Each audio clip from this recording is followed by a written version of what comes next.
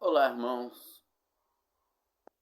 Bom dia, boa tarde ou boa noite, na graça e paz do nosso Senhor Jesus Cristo. Estamos aqui meditando nas Escrituras. Vou tentar usar o termo meditar, refletir, analisar as Escrituras Sagradas em espírito, ao invés de usar o termo estudando as Escrituras.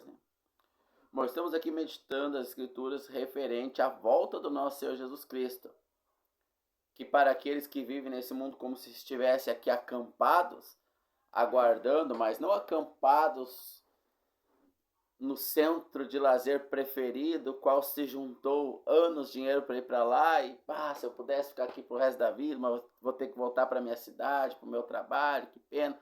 Não, acampados num campo de concentração. Lembram-se dos judeus na Alemanha nazista? Vocês acham que eles estavam acampados nos campos de concentração, mal e mal com a roupa do corpo, comendo algum farelo ali que encontravam, passando fome e sede de frio, gostando de estar ali, desejosos em ficar ali, orando para que não terminasse o nazismo, para que eles continuassem ali pro resto das suas vidas até envelhecer e morrer? Não, não, não. Eles estavam ali desejosos que o seu Deus viesse salvá-los. Era isso que eles aguardavam. Mas eles mesmos clamaram que o sangue dele, do Senhor Jesus, a quem eles crucificaram, caia sobre nós, né? E caiu. Mas muitos de nós cristãos estão nesse mundo não como que acampados num campo de concentração de Satanás, onde ele está concentrando as almas para o lago de fogo e enxofre. Mas, antes disso, ele faz como nós fizemos, né? Eu crio uns frangos ali, eu crio algum porco, a gente cria às vezes alguma ovelha para abater. O que a gente faz? A gente dá carinho, cuida, dá um ambiente confortável para não estressar, porque o estresse ele gera toxinas na carne, né? Então a gente dá um ambiente confortável, é melhor que a natureza. Se tu soltar o animal para a natureza, ele vai um pedacinho, procura um pouco de comida, não acha, volta para ele quer ficar no campo de concentração ali. Mas a gente está fazendo isso para quê? Para enfiar a faca no coração do animal ou cortar a garganta, porque a gente vai se alimentar desse animal. Então o animal acha ali que está sendo bem cuidado e nem quer mais sair dali. Onde eu vou, as galinhas vão atrás, né? Ontem eu estava indo, elas tudo indo atrás. Soltei elas e elas indo atrás de mim, né? Porque elas acham que eu cuido bem delas, mas no outro final de semana eu vou carnear umas 4. Amanhã eu vou abater um porco. E ele tá lá se achando, feliz da vida, né? Roncando assim. Amanhã vem aquele baldão de comida pra mim, né? Amanhã vai vir uma faca. E assim muitos de nós estão nesse mundo. Quando fala-se da volta do Senhor Jesus, a pessoa chega a ter um suspiro. Ai, tomara que demora. Porque Satanás amaciou bem ali. Pra lançá-lo no lago de fogo e enxofre. É difícil, irmãos. No evangelho de hoje é difícil. Tem um ditado que fala lá do Congresso, né? Se gritar pega ladrão, não sobra um. Alguma coisa assim, né? É difícil, irmãos. É difícil ter crentes que realmente têm seu nome no livro da vida. Fazem parte da grande casa, a cristandade. Mas ter o nome no livro da vida é difícil. É difícil. Porque o evangelho é falsificado, né? Como Paulo vai dizer em Gálatas capítulo 1 e em Gálatas capítulo 3. Se o evangelho é falsificado, o resultado é falsificado, não é verdadeiro. O evangelho é falso, o céu é falso, mas o inferno continuará real. Bom, então nós estamos meditando sobre a volta do nosso Senhor Jesus Cristo, né? Eu quero ler então agora Apocalipse. Vamos ver aqui o que diz as Escrituras, no capítulo 1 mesmo, né? A revelação do Senhor Jesus Cristo, que Deus lhe deu para mostrar aos seus servos coisas que em breve hão de acontecer. E ele a declarou, enviando por meio do seu anjo ao seu servo João. Então, revelação do Senhor Jesus Cristo, que Deus deu essa revelação do Senhor Jesus, para mostrar aos seus servos coisas que em breve hão de acontecer. Bom, aqui nós podemos pegar de um momento só o termo aqui, em breve hão de acontecer. Bom, essa revelação já tem quase 2000 anos, né? quando o apóstolo João recebeu essa revelação, aproximadamente no ano 90, depois da morte, aí depois da vinda do Senhor Jesus ali, né? Então, no ano 90, na era do Senhor Jesus, se ele recebeu no ano 90, ele diz, o que ele está dizendo? Coisas que em breve hão de acontecer. Que coisas? As revelações que ele recebeu. Então nós vamos ter algumas escolas aí, alguns ensinamentos sobre a volta do Senhor Jesus. Nós vamos ter os pré-milenistas, os pós-milenistas e os amilenistas. Os amilenistas, eles creem que o milênio ele é simbólico, que não vai acontecer os 1000 anos de reinado. Nós teremos, irmãos, um período de 6.000 anos na Terra, onde Deus trabalha para salvar o povo, assim como ele construiu a Terra em 6 dias, né? Mais para frente, aqui eu estou dando um spoiler, pincelando. Nós vamos trazer as escrituras para elas então confirmar essa verdade, mas aqui é só um spoiler. Nós vamos ter 6.000 anos, o qual nós já estamos nos finais desses 6.000 anos. Depois desses 6.000 anos, nós vamos ter um milênio literal. E ele é descrito na sua literalidade, como ele vai acontecer, né? Zacarias capítulo 14, Isaías, Ezequiel, Apocalipse. Nós vamos ter vários textos ali, as passagens sobre o milênio. Bom, os amilenistas, eles creem que o milênio é simbólico. A partir do momento que Jesus ressuscitou e foi aos céus, o milênio começou a acontecer.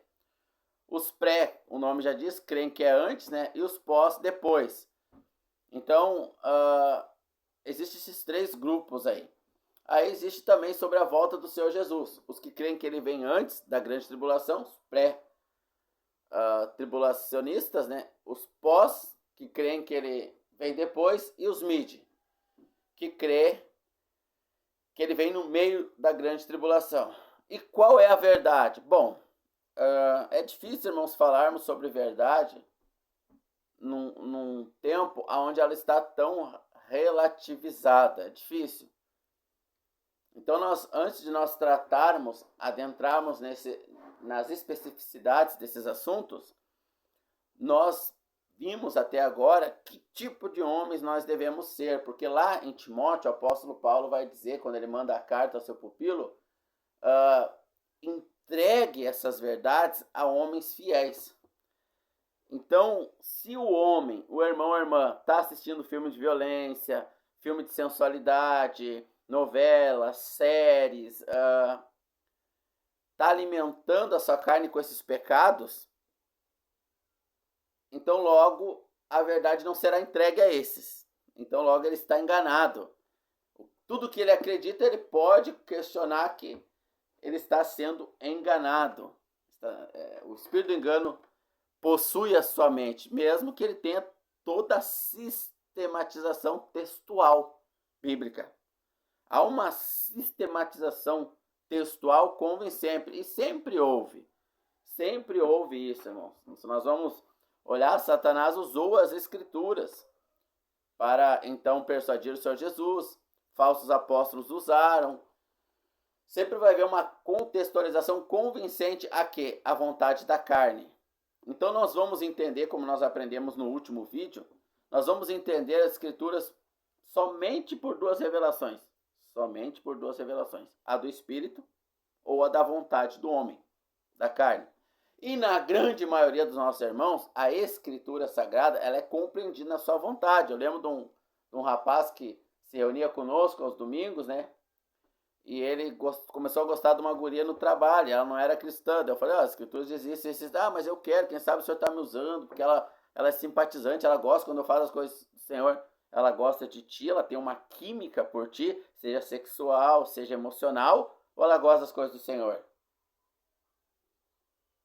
Porque às vezes ela gosta de ti. Então qualquer coisa que tu fala, qualquer besteira que tu falar, ela vai estar. Que legal. Porque o corpo, a química, a vontade do homem, no caso dela, a mulher, né? Transforma qualquer besteira em algo bonito. Que é confundido com amor, essa química, né? Ela é confundida com amor. Não tem nada a ver com amor, né? O amor é Deus. E ele injeta o seu amor por nós. E se o amor dele estiver em nós vamos amar de verdade. Senão nós temos só paixões.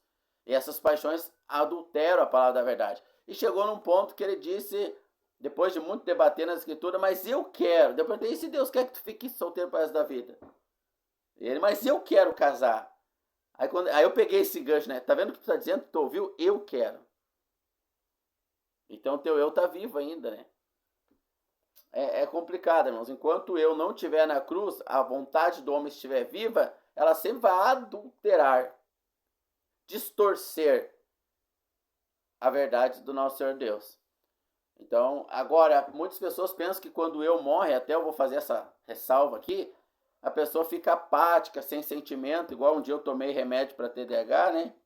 E eu fui num lugar com a filha do meio e com a esposa, né? E a caçula, e eu fiquei apático lá, porque o remédio, ele corta as capacidades emocionais, então tu não sente nada. Tu não sente tristeza, nem um sentimento ruim, mas não sente nenhum sentimento bom também. Fica totalmente que nem morto ali. Foi uma ótima analogia que Deus permitiu eu ter ali. Aí eu fiquei... E eles me olhavam assim, fazia assim, tipo, não estando entendendo, né? Daí, no outro dia, porque, ó, esse remédio aqui eu não tomo mais. Então, hoje eu faço alguns tratamentos alternativos, vamos dizer assim. E toda a minha vida foi assim, né? Busquei no Senhor a cura, não que não tome remédio, mas o crente não milita com essas coisas. Foi mordido por um cachorro, tomei um antibiótico, tudo certo, não é o assunto aqui em questão. Mas tudo que tira a nossa sobriedade não podemos aceitar. É melhor morrer doente do que perder a sobriedade. Nós precisamos da sobriedade. Rendemos a Deus um culto racional, né? Então nós temos que manter a nossa sobriedade. Não é necessário, não há necessidade de eu tomar esses medicamentos, né? Conseguir contornar de outra forma. Mas ali eu tive um exemplo. Então, agora, muitas pessoas pensam o quê? Quando elas matam a carne, elas não sentem mais nada, né? Tipo, mas ele fica chato, ele não tem nenhuma emoção boa. Não, irmão, a gente tem emoções igual. Mesmo com os sentimentos de Adão, do velho homem, na cruz, a gente tem emoções que o Espírito coloca em nós. Olha os frutos, Gálatas capítulo 5. Os frutos do Espírito são amor, paciência, alegria. E não basta alegria, tem que dizer ainda felicidade. Eu até tenho que olhar no dicionário qual é a diferença dos dois, né? Se são o mesmo, o Espírito ele foi redundante aqui, então. Então, alegria, felicidade, né? Paz. Você não come igual um mendigo ali, você não comete pecado da gula, da embriaguez, né? Quando eu estive diante da psiquiatra, ela questionando qual era o meu vício, porque por falta de produção de alguns hormônios, né? Noradrenalina e outros, acaba que o corpo tendo que compensar com algum vício. Eu disse que não tinha nenhum, né? Nada, literalmente nada. E aí minha esposa foi junto num outro dia, né? Aí ela pensou, agora eu pego ele, né? Ela olhou assim pra mim, qual é o teu vício? Aí olhou pra minha esposa assim, pra tipo, quando eu dissesse nenhum, pra ver a reação dela, se eu ia estar mentindo ou não. Eu disse, não tenho vício, né? E daí aquilo lá foi muito legal, assim, porque o que hormônios meus não conseguem produzir, pela falta deles, que o meu corpo não consegue produzir de sentimento pela falta de alguns hormônios, que o cérebro não consegue produzir, com algumas doenças globais, autismo, TDAH, etc., o Senhor supre. Então eu tenho alegria, uma alegria imensa, uma paz, uma felicidade, não que não sejamos assaltados por sentimentos da carne. Já falei sobre assalto em outro vídeo, né? Somos assaltados. Mas no dia a dia não permanece. Eu lembro que eu estava no carro com dois seguranças, quando eu tenho por formação gestão de segurança pública e privada, e estava fazendo a gestão da segurança do empresário, levando a segurança para determinar os postos deles no carro, né? E eu lembro que eles falando de mulher, sexo, né? E eu olhei atrás, quieto, né? Não tinha como não ouvir, tava ouvindo tudo, né? Daí que daqui a pouco eles, né, se lembrar que eu sou cristão e tal, daí, desculpa aí, né? Deu, não, fico à vontade, eu não ligo, vocês não são meus irmãos, né? Como assim? Todo mundo é irmão. Deu, não, irmão na noção. Aí eu comecei a explicar, daí, mas capaz que tu nunca, né, pulou a cerca, coisa assim. Deu, não, graças a Deus, né, não. Mas como é que consegue? Isso é impossível, o homem, ele não aguenta. Aí o Senhor me deu a resposta ali, né, comunhão, veio na hora, eu não pensei numa resposta. O Senhor Jesus disse que o Espírito nos dará as palavras, comunhão, e os olhos dele, assim, ó, Sabe, quando a palavra ela passa da alma, das emoções e vai no espírito do homem, foi no espírito deles. Eles deu comunhão com Deus, porque muitos creem em Deus. Muitos irmãos meus, que são salvos, que aceitaram Jesus como Salvador, estão igual a vocês. Estão transando com tudo que é mulheres, estão na pornografia, são meus irmãos, são salvos, mas não tem comunhão. Então é a comunhão com Deus, ela diminui os sentimentos do velho homem cada vez mais até matá-lo. Não é nós que matamos o velho homem, nós consideramos como mortos pela fé, mas quem o extingue é o Senhor Jesus lá na cruz. Ele o extingue pela comunhão. Por isso que o Senhor fala em 1 Coríntios 6, sai do meio deles, eu serei para vós pai, ou 2 Coríntios 6, né? E vós para mim filhos, diz o Senhor. Então, enquanto estiver no meio, estou tendo comunhão com o mundo, a vontade do homem está em alta. Estou tendo comunhão com o Senhor, está em baixa. Então, para mim entender o Apocalipse, para mim entender a volta do Senhor Jesus, eu preciso ter comunhão com Ele, eu preciso andar em espírito. Senão, eu não vou entender. Então, para eu andar em espírito e receber as revelações do Espírito, e não pegar uma cadeia sistematizada pronta e abraçar aquela grade ali, eu devo ser daqueles homens fiéis que o apóstolo Paulo fala a Timóteo, né? Entrega essa mensagem, essas palavras a homens fiéis. Ou seja, não é para nós estar cuspindo a doutrina do nosso Senhor Jesus para o mundo. E nem para qualquer denominado crente, né? Porque a gente não sabe se ele é irmão ou não. Ele se diz irmão, a gente não sabe. Então a gente deve andar um tempo com os irmãos, andando um tempo com os irmãos, aí a gente vê se a gente pode, pelo Espírito, entregar ou não certas verdades a esses irmãos, né? Eu tô com 41 anos e um irmão trouxe ali, ó, de fazer esse canal, até então não tinha, né? Porque eu conversava no boca a boca com algum irmão, via a fidelidade dele ao Senhor e transmitia alguma coisa, e recebia de irmãos mais maduros que eu alguma verdade, né? Então esse canal ele é para um grupo de WhatsApp de alguns irmãos lá que tem buscado ao Senhor. Eu coloco alguns áudios diários e coloco esse vídeo lá para não ficar pesado a galeria do celular, né? Mas não devemos estar indo atrás de levar o evangelho, desesperar. Temos que fazer as pessoas entender. Ninguém vai entender. Só quem tiver um espírito fiel ao Senhor vai entender as revelações. Por isso que existem tantas revelações contraditórias sobre a palavra de Deus. Um diz uma coisa, diz outra, porque todas as revelações vêm da vontade do homem.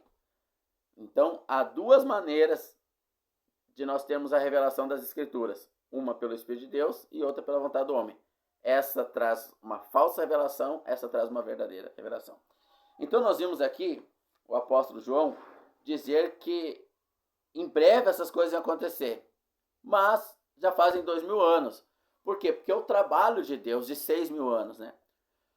A trabalhar um povo, a moldar um povo, uma gestação ali de um povo para ele. Então nós vamos ter o 7º, que nós vamos chegar nos próximos vídeos, nós vamos chegar no milênio, né? Mas vamos abrir quase do lado aqui, Pedro, capítulo número 3, se não me engano, deixa eu dar um pause, que a minha Bíblia, dedo tá dura, ela é fininha. 1 Pedro 3, né? Verso 3. Sabendo isto, primeiro, que virão nos últimos dias escarnecedores. Isso inclui até entre os irmãos, né? Andando conforme as suas próprias concupiscências, vontade da carne. O que é concupiscência? Refrescando a memória. Desejo sem freio, né? Você passou na frente de uma loja e viu um fogão. Nem vou dizer TV, porque, por favor, né? Nem vou entrar nesse mérito aqui. Você viu um fogão lá e você tá precisando. Fogão teu só acende um bico. E aí você olha e sente aquele desejo de comprar aquele fogão. Tá tudo certo. Isso não é concupiscência, é desejo. O que vai transformá-lo em concupiscência é a falta de freio. Você faz as contas que eu ganho tanto por mês, pago isso, não salvo para comprar dessa vez. Então você vai embora e logo esquece. Por você obedecer ao Senhor, não se entregar a uma concupiscência, vem o conforto, a alegria do Espírito. Que daqui a pouco o irmão te dá o fogão. E assim acontece. Deus usa outro meio, né? Porque Deus cuida das nossas necessidades, irmãos. Concupiscência. Agora, o que é concupiscência? É você ir comprar igual. Aí você cria um mecanismo na sua cabeça de verdade que não existe, que é a sua vontade que cria, e ainda conta na igreja lá. Pastor, tem um testemunho para dar aqui. Passei na loja lá, queria um fogão, não tinha condições, mas Deus me deu as condições, que eu mesmo inventei na minha cabeça, e comprei o fogão. Aí não consegue pagar, igual um irmão que deu esse testemunho da moto, o banco tomou a moto do irmão, ele tinha dado um mês antes testemunho que Deus deu a moto para ele, foi lá dar a moto, mas ele comprou sem condições de pagar. Eu faz 2 anos e pouco, irmãos, eu coloquei no meu coração, recebi de Deus essa revelação de não comprar mais nada assim no crédito, né? Vou pegar dinheiro emprestado, comprar nas lojas, né? Não comprar nada no crédito. Deus me deu esse entendimento há uns 2 anos atrás, né? Então, viver só pela fé, a não ser que Ele traga alguma coisa e diga, mas qualquer necessidade que eu tiver, eu entregar na mão dele, mesmo tendo recurso ali, eu ganho tanto por mês, dá para parcelar tanto, mesmo assim não fazer. Uma comunhão que o Senhor me deu. Não é errado comprar no crédito, não pode comprar no crédito. O que não pode é ser concupiscência. Então as pessoas não entendem a vida cristã. Concupiscência é o desejo sem freio, dizendo: onde está a promessa da sua vinda? Porque desde que os pais dormiram, todas as coisas continuam como eram desde o princípio da criação. E nisto eles são voluntariamente ignorantes, que pela palavra de Deus os céus existiam desde a antiguidade, e a terra, que permanece fora da água, por onde o mundo que estava então sendo transbordado com água, padeceu.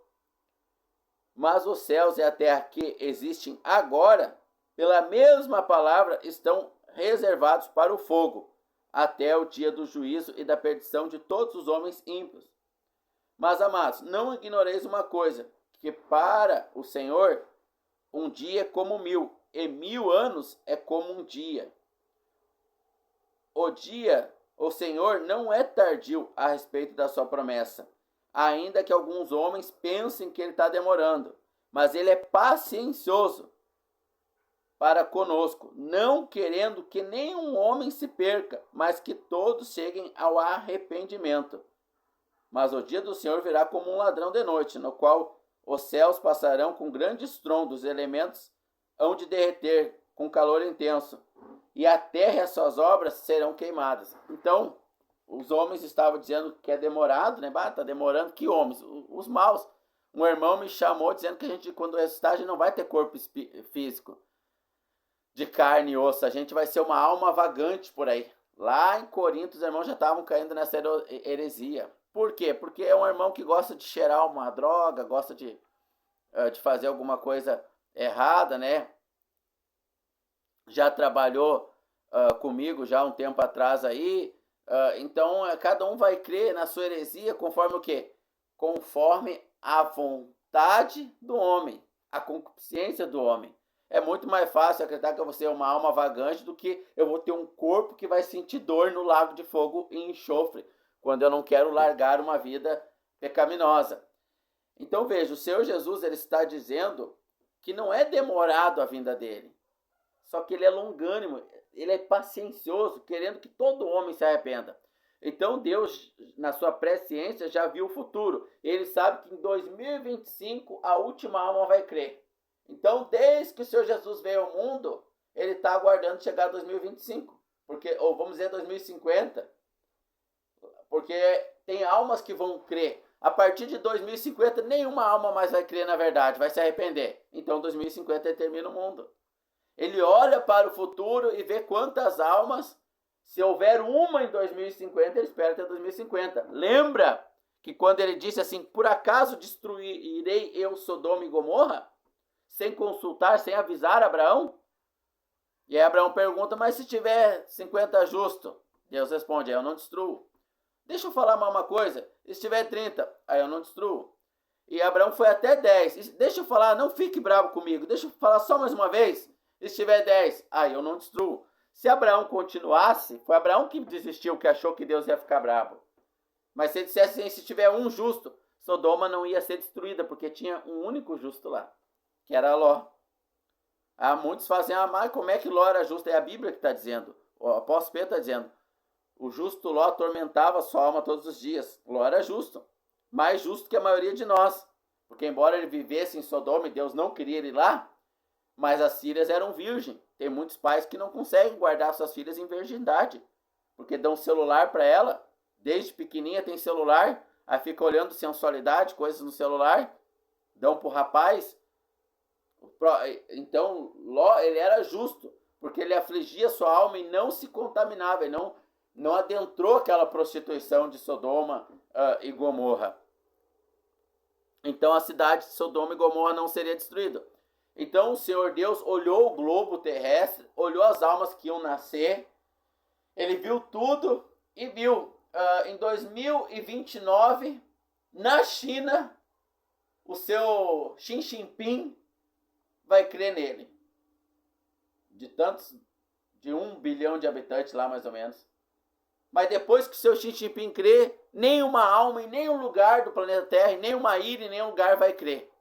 Aí Deus volta. Então ele é paciencioso, ele quer que todos creiam na verdade, não são todos que vão crer, e ele sabe quando a última alma, o último tijolo a ser assentado à igreja, ao corpo de Cristo, crê, ele sabe que dia vai ser esse.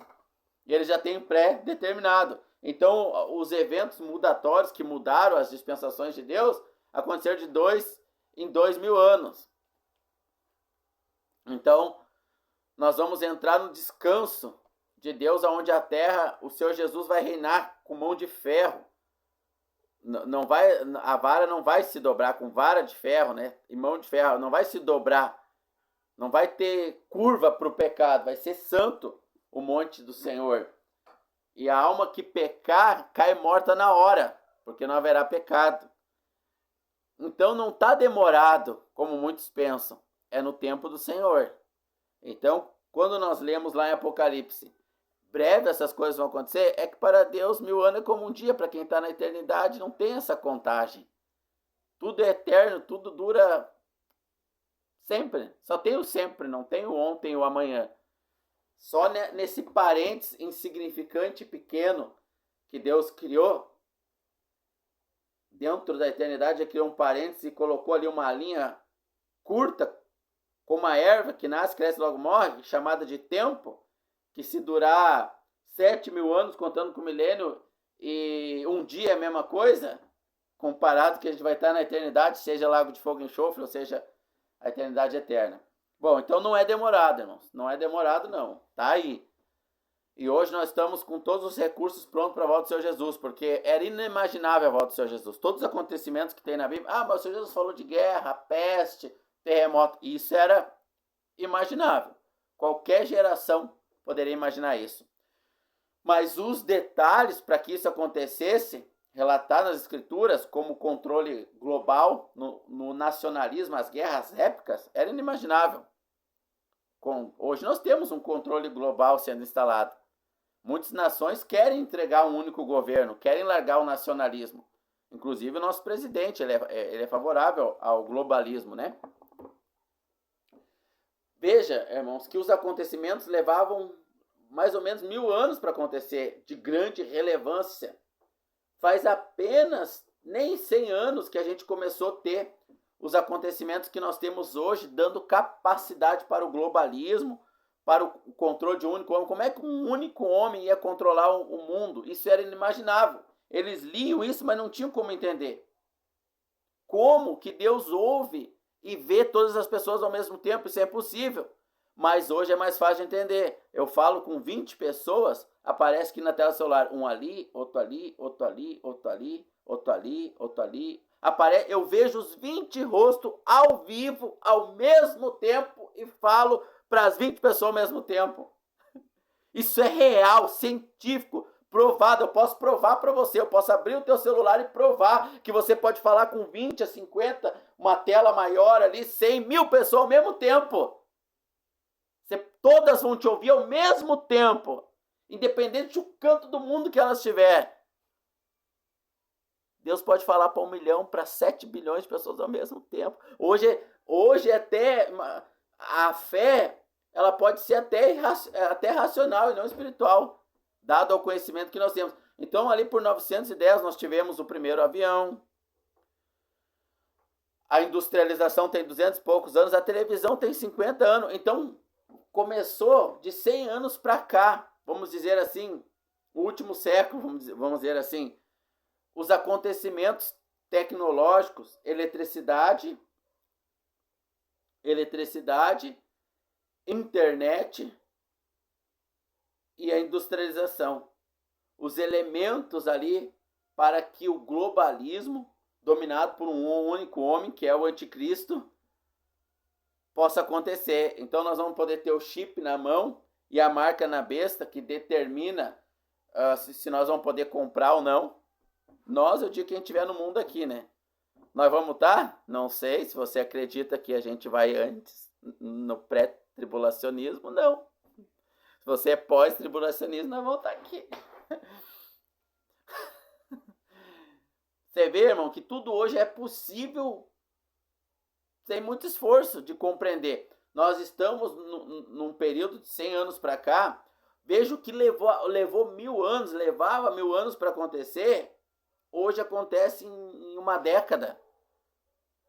Nós, há 50 anos atrás, nós tivemos a televisão. Da televisão para a tela do celular, olha o avanço. Nós tínhamos 4 canais.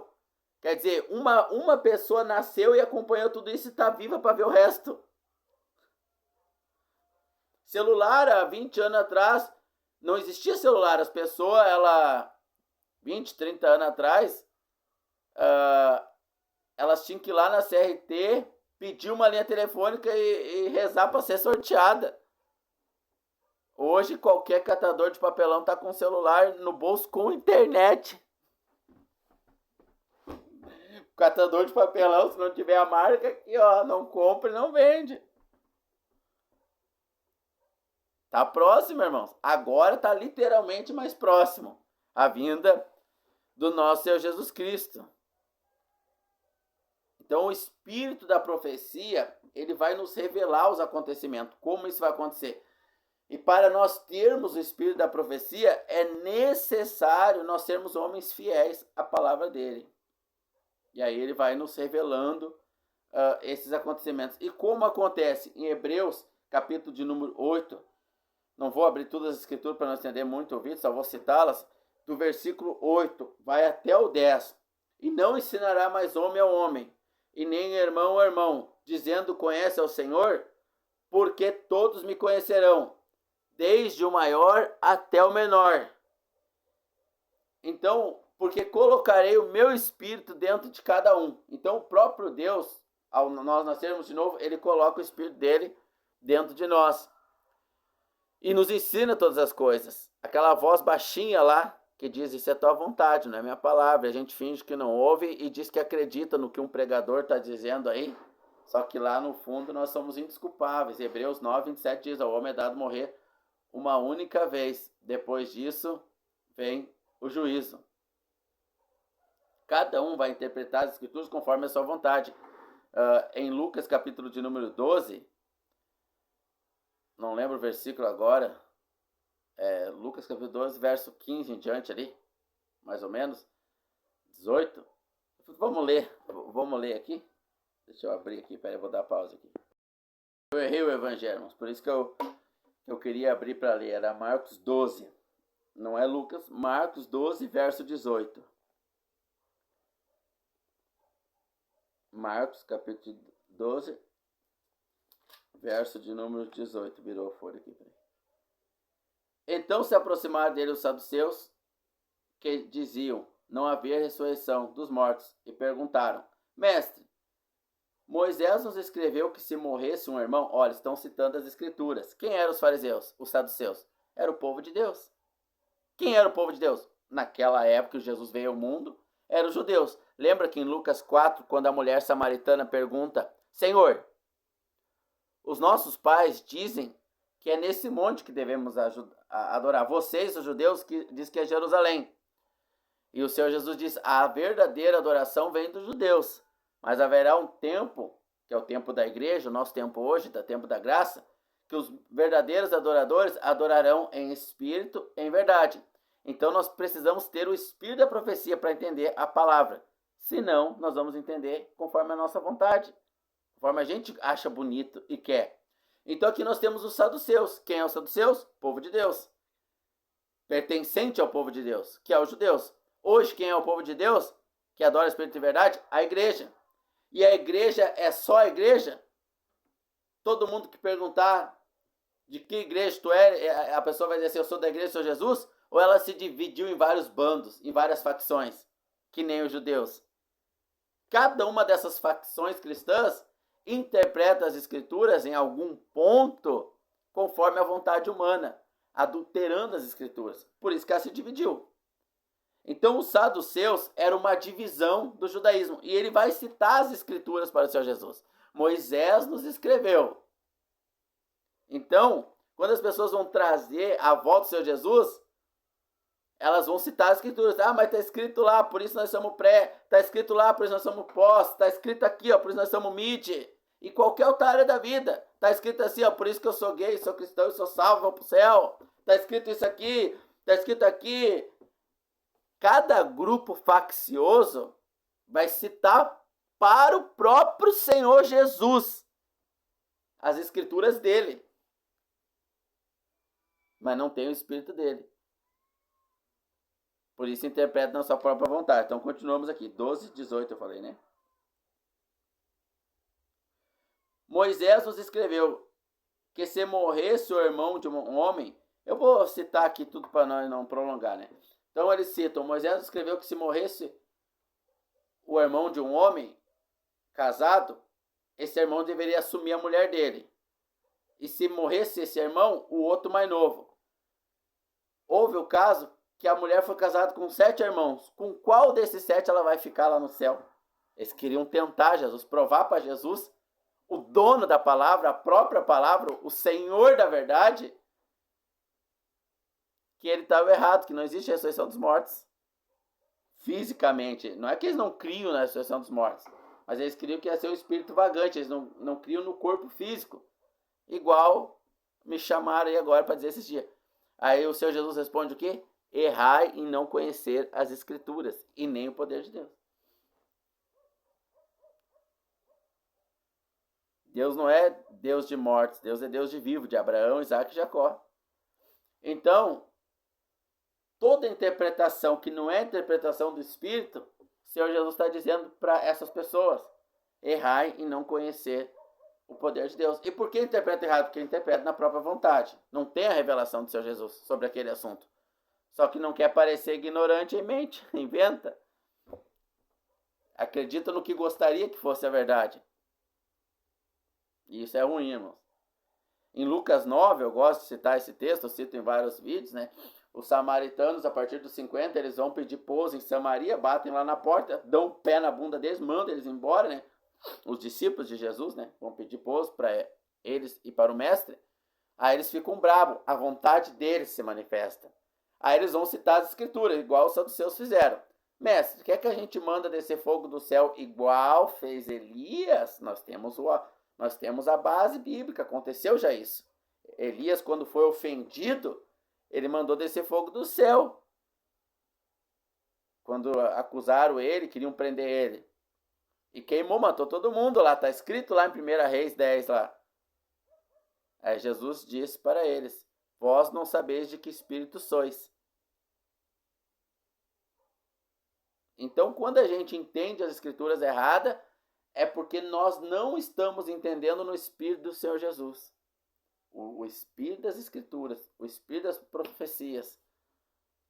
Quando nós entendemos no espírito do Senhor Jesus, aí nós vamos entender ela de maneira correta. Hebreus 8, do 8 ao 10.